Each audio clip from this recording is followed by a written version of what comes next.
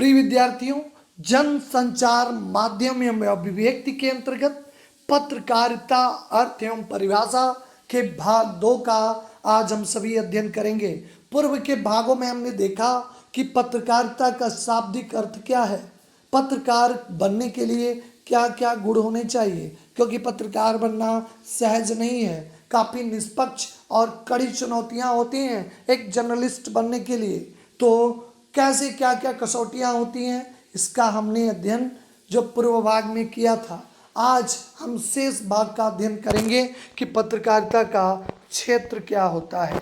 आज की दुनिया पत्रकारिता का क्षेत्र बहुत व्यापक है। कोई शायद ऐसा क्षेत्र हो, चाहे आर्थिक हो, चाहे राजनीतिक हो, चाहे खेल का क्षेत्र हो, आप किसी भी क्षेत्र में पत्रकारिता अब व्यापक हो गया। स्पेशलाइजेशन, विशेषीकरण, पहले इस तरह विशेषीकरण नहीं होता था। पहले अब एक ही डॉक्टर सभी रोगों का इलाज कर देता था, लेकिन आज अगर आपको उधर पेट की समस्या है तो स्टमच यानी जो आपके उधर रोग विशेषज्ञ होंगे वहाँ पे आपको नेत्र के लिए नेत्र रोग विशेषज्ञ या न्यूरो के डॉक्टर हैं तो न्यूरोलॉजिस्ट जो होंगे उनके पास जाना होगा। वैसे पत्रकारिता भी विशेष क्षेत्र में हो गई है।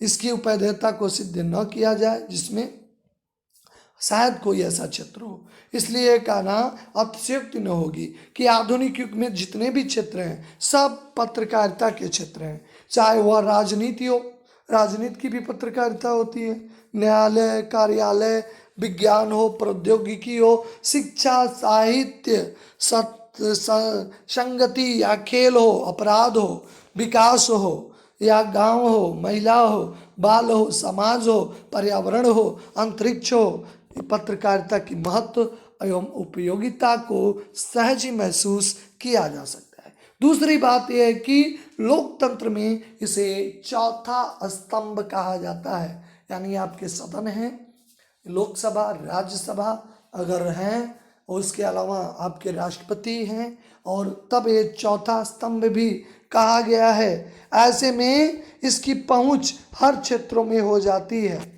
पत्रकारिता के कुछ प्रमुख प्रकार इस प्रकार हैं। आज हम सभी प्रकारों पे चर्चा करेंगे। खोज परख पत्रकारिता।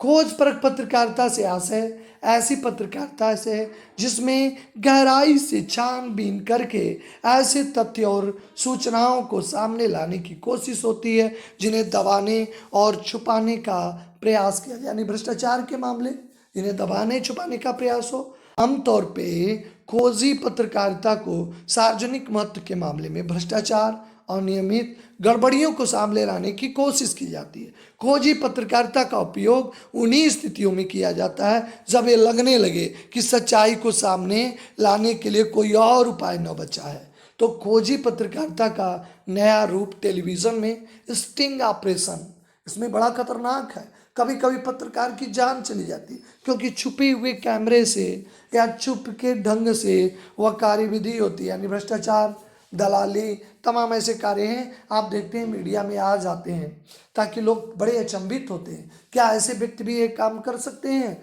लेकिन मीडिया तो भाई निष्पक्ष होती है।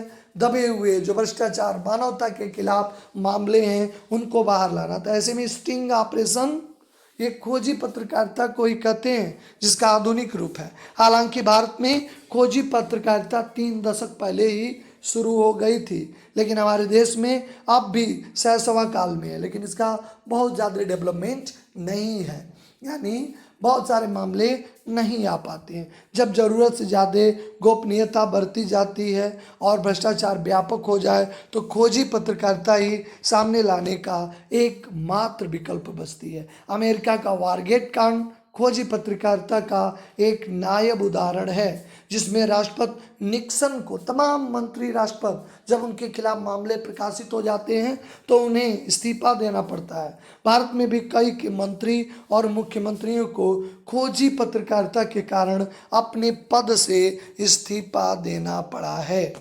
ये पहला प्रकार है स्टिंग ऑपरेशन या खोज परख पत्रकारिता। जब भी परीक्षा में इस तरह के जुड़े प्रश्न बहुत बार पूछे गए, बिल्कुल अस्पष्ट है, यानी जो मामले छुपाए जाते हैं, भ्रष्टाचार के होते हैं, अनियमितता के होते हैं, ऐसे मामलों को प्रकाशित करने का काम स्टिंग ऑपरेशन या खोजपरक पत्रकारिता करता है।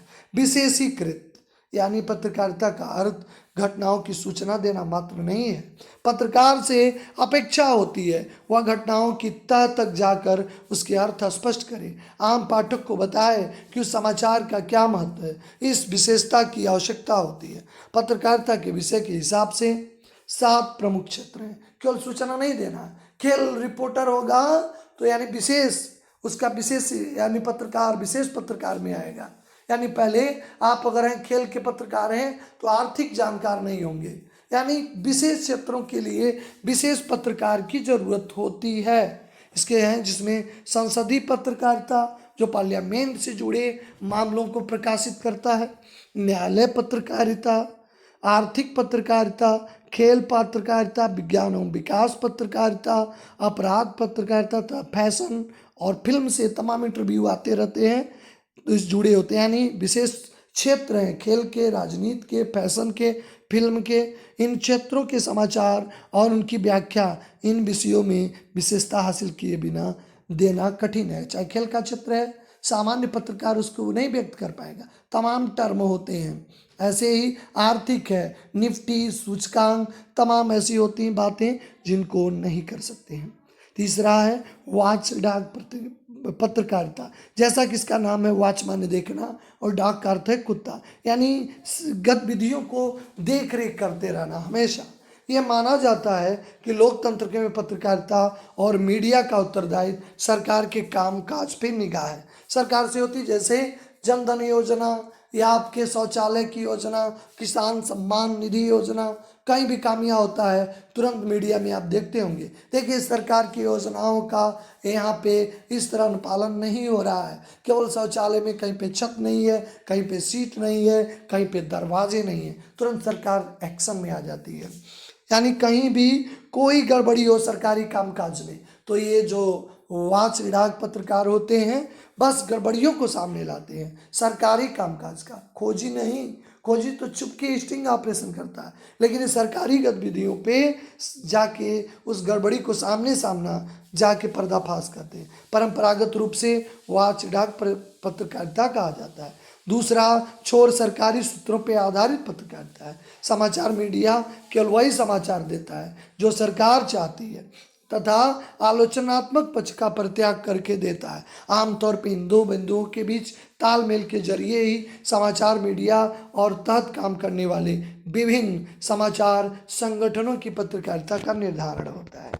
नेक्स्ट हम देखेंगे एडवोकेसी पत्रकारिता। अनेक ऐसे समाचार के संगठन होते हैं जो किसी विचारधारा, खास उद्देश्य, खास मुद्दे की वकालत करते हैं। एडवोकेसी का अर्थ ही वकालत करना, आगे बढ़ाते हैं और उस विचारधारा का उद्देश्य या मुद्दे के पक्ष में जनमत हमेशा लगातार करते रहते हैं। जैसे चाइना के खिलाफ एक मुहिम एक टीवी चैनल पे आता है, दिखाया जाता है, तो वो विशेष मुद्दे को लेकर यानी स्वदेशी चीज़ों को अपनाने के लिए चाइना की हड़प नीति से जो मुद्दा बना के एक वकालत करते हुए नजर आता है, जोर शोर से अभियान चलाता है। या किसी के अधिकारों का हनन हो रहा है जिसे कोई सहायता नहीं मिल रही है तो मीडिया के लोग उसे प्रकाशित करके उसकी तरफ से एडवोकेसी करते हैं यानी वकालत करते हैं। भारत में भी कुछ समाचार पत्र, टेलीविज़न चैनल किसी खास मुद्दे पे जनमत बनाने, सरकार को अनुकूल प्रतिक्रिया करने के लिए अभियान चलाते हैं। उदाहरण के लिए जेसिका लाल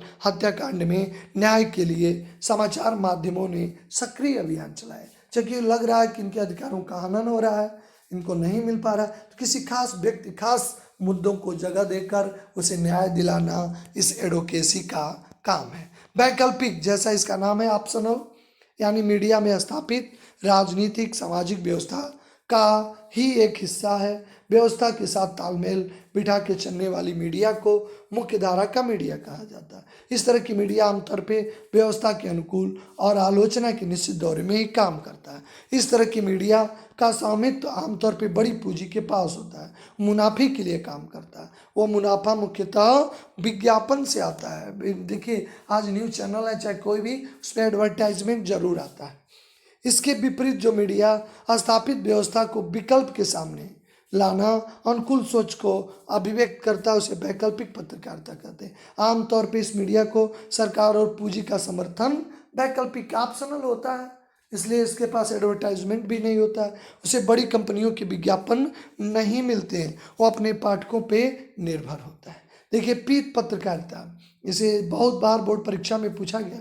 पाठकों को लुभाने के लिए जो झूठ अफवाह सनसनीखेज, सबसे बड़ी बात है, समाचारों को प्रकाशित करने वाली, यानी आप देखेंगे मसालेदार खबरें, सनसनी फैला देने वाला, रहस्यात्मक, यहाँ पे आज हम रात भर रुके रहे, हमने देखा एक अद्भुत दृश्य, ऐसी पत्रकारिता ही पीत पत्रकारिता होती है।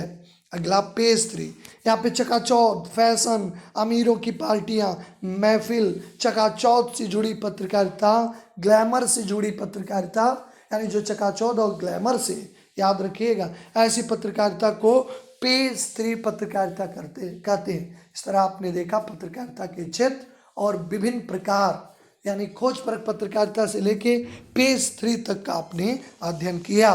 समाचार और पत्रकारिता से जुड़े कुछ टर्म हैं जिन्हें हमें जानना आवश्यक है, कई बार परीक्षाओं में पूछा जाता है।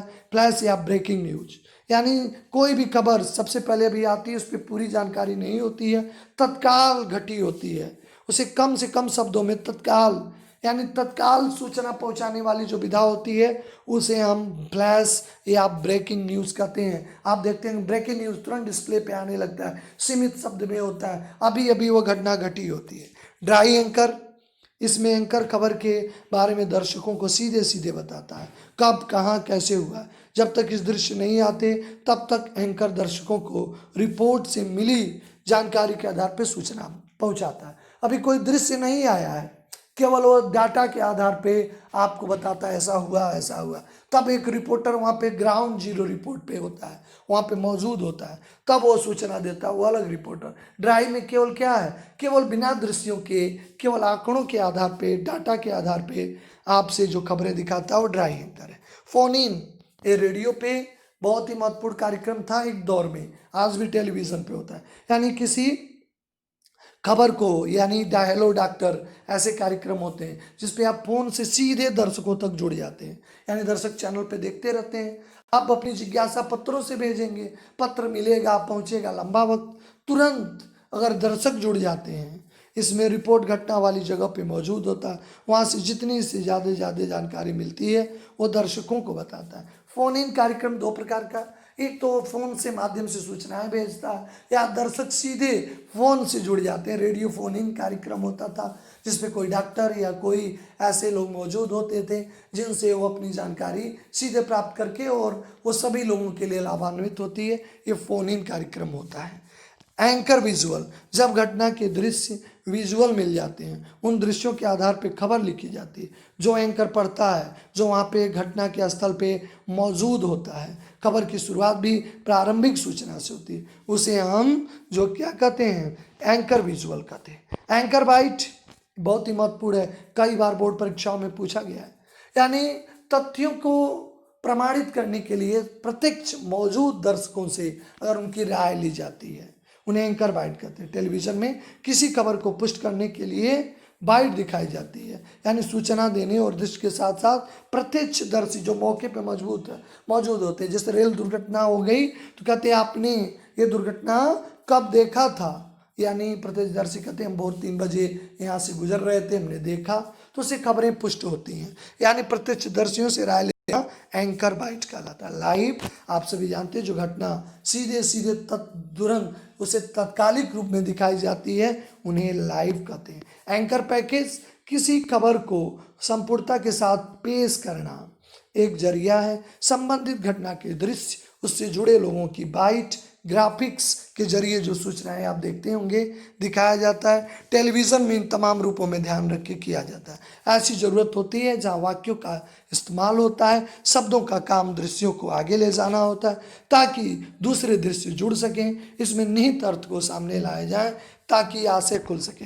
एक बहुत ही कलात्मक ढंग होता है, दृश्य और शब्द साथ साथ चलते रहें, इसलिए पूरी योजना बनाई जाती है। डेडलाइन, हर समाचारों की एक डेडलाइन होती है। न्यूज़ की डेडलाइन 24 आवर होती है, 24 घंटे के बाद वो खबरें बेकार हो जाती हैं, यानी उनकी डेडलाइन है। समाचार की जो अवधि होती है उन्हें डेडलाइन कहते हैं, 24 घंटे की होती है। हम 6 महीने बाद की खबरें दिखाएं, एक दिन के बाद का आपको पेपर दें, कहेंगे नहीं ये नहीं हम पढ़ेंगे, क्योंकि हम तत्काल जानना चाहते हैं। खबरों की भी डेडलाइन होती है। संपादन, प्रकाशन के बाद प्राप्त सामग्री से अशुद्धियों को दूर करना, पठनीय योग्य बनाना, ये कार्य संपादन कहलाता है। संपादकी, संपादक द्वारा किसी प्रमुख घटना या समस्या पे लिखे गए विचारात्मक लेख, जिसे संबंधित समाचार पत्र की राय भी कहा जाता है, संपादकी कहते हैं। संपादकी किसी एक व्यक्ति का विचार या राय न होकर समग्र पत्र समूह की राय होता है। इसे संपादकी में संपादक अथवा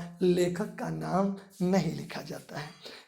आपने सभी पत्रकारिता का अर्थ, महत्व, प्रकार, क्षेत्र, पत्रकार के गुण और पत्रकारिता और समाचार से जुड़े कुछ टर्म, कुछ जो है यूज होने वाले वर्ड को, शब्द को आप सभी ने अध्ययन किया।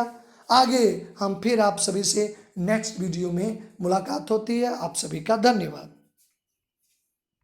हिंदी उत्कर्ष चैनल को आप लाइक और सब्सक्राइब करें, ताकि आपको नई वीडियो का अपडेट मिलता रहे और आप अपने ज्ञान का अर्जन करते रहें।